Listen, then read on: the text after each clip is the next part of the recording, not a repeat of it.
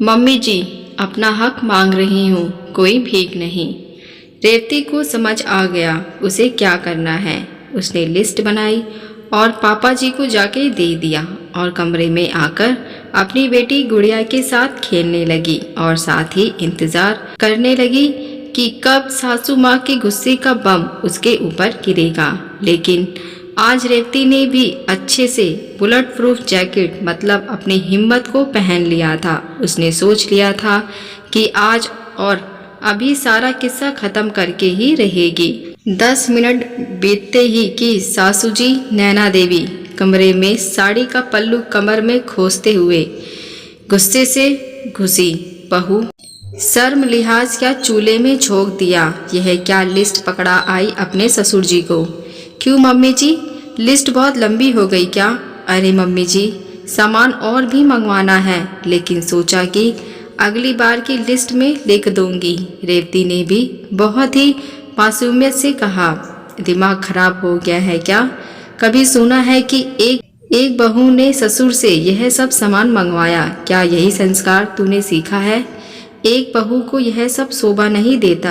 अरे ये सामान तुम खुद मंगवा सकती थी, या तुम मुझसे कहती मैं मंगवा देती, या फिर रिंकी ननद ला देती। नैना देवी का पारा चढ़ते ही जा रहा था। मम्मी जी, आप शायद भूल रही हैं कि मैंने आपसे 2 दिन पहले ही कहा था कि मुझे कुछ ज़रूरी सामान मंगवाना है। तो आपने ही कहा था कि संडे को तुम्हारे पापा जी बाजार जाएंगे तो ले आएंगे। अभी मेरे पास पैसे नहीं हैं और मैं खुद कैसे मंगवा सकती हूँ, जबकि आपके बेटे ने मुझे आपके ही कहने पर 1 रुपये भी नहीं दिया। कुछ याद आया मम्मी जी? रेवती ने सासू माँ को याद दिलाया। रेवती का ससुराल गांव में है और उसकी शादी को 3 साल हो चुके हैं। उसका पति अजय दूसरे शहर में नौकरी करता है। गांव में सास ससुर ननद है और गुड़िया छोटी है, इसलिए रेवती अधिकतर सास ससुर के पास ही रहती है। अजय 2-3 महीने के अंतराल में गांव आता रहता है। जाते समय सासू माँ रेवती और बेटी गुड़िया के खर्चों के नाम पर अपने लिए अजय से मोटी रकम ले लेती है। रेवती जब अपने लिए पैसे अजय से मांगती है तो नैना देवी चीनी की बोरी बन जाती है और कहती है, क्या करोगी तुम पैसा लेकर? अरे यहाँ हम हैं, तुम्हारे पापा जी हैं, तुमको जो चाहिए होगा मुझसे या पापा जी से कहना, सब ला देंगे। यह उस समय की बात है जब सैलरी हाथ में मिलती थी और एटीएम या कहिए डिजिटल शब्द सिर्फ शब्द है। फिर भी मम्मी जी, कुछ तो मेरे पास भी होना चाहिए। ऐसी बहुत सी ज़रूरतें होती हैं, वो आप लोगों से कैसे मंगवा सकती हूँ? और गुड़िया का भी सामान है, आपने भी तो इनसे पैसे लिए हैं। रेवती नैना देवी को समझाने की कोशिश करती है। ओ, आप समझे, हम तुमको इस बात से जलन हो रही है कि मेरे बेटे ने अपनी सैलरी मुझे दे दी। और फिर नैना देवी का इमोशनल नौटंकी चालू हो गया। देखा बेटा, मैं तुमसे कह रही थी कि बहू और रिंकी में मैं कोई फ़र्क नहीं करती, लेकिन तुम्हारी बीवी मुझे माँ नहीं समझती। कोई बात नहीं बेटा, इसकी मन की तसल्ली के लिए इसे 100 रुपये दे दे। और फिर अजय ने पर्स लेकर उसमें से 100 रुपये निकालकर रेवती के हाथ में रख दिया। मम्मी जी, अपना हक मांग रही हूँ, कोई भीख नहीं। ये पैसे भी आप ही रख लीजिए।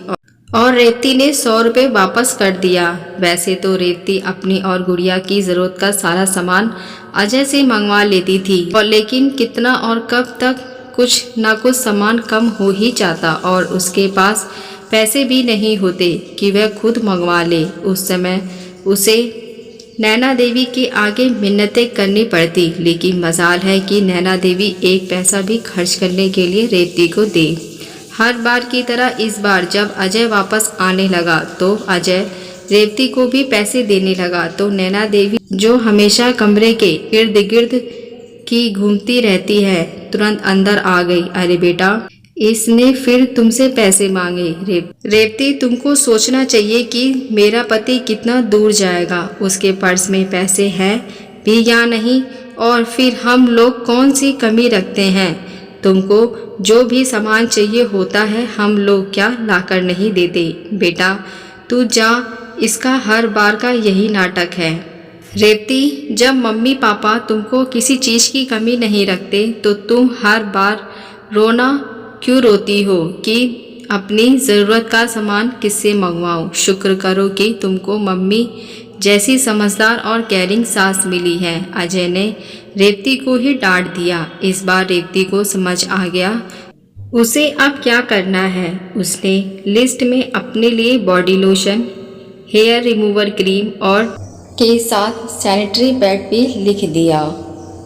और अब आप समझ ही गए होंगे कि लिस्ट में यह सब पढ़कर ससुर जी का दिमाग चकरा गया और उन्होंने नैना देवी को गुस्से से लिस्ट पकड़ा दी और नैना देवी बम बनकर रेवती के ऊपर फटने के लिए आ गई। अपने मज़े करने के लिए अपने पति से पैसा नहीं मांगती।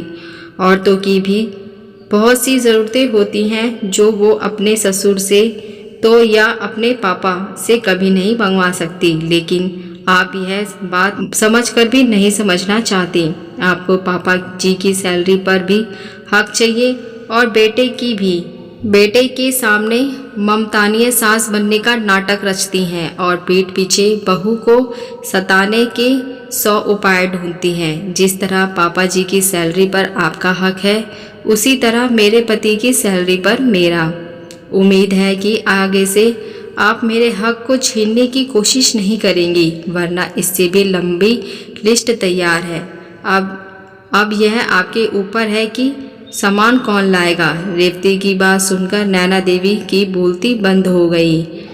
आज उन्हें समझ आ गया कि उनकी होशियारी उन्हीं पर भारी पड़ गई।